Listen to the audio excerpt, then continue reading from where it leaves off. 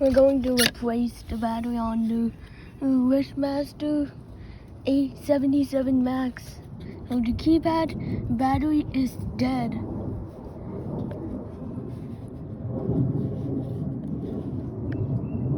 It didn't work. So we're going to switch out this battery.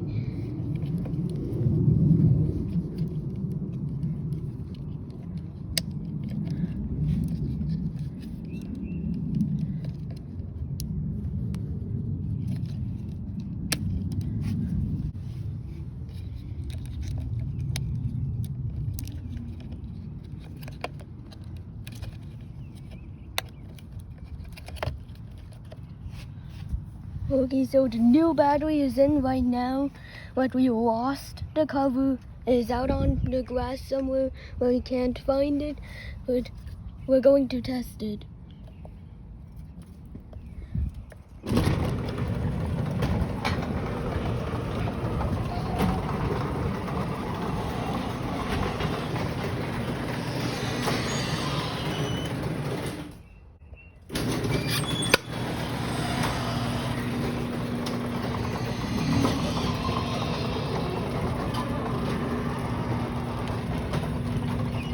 I hope this video helped you. Bye.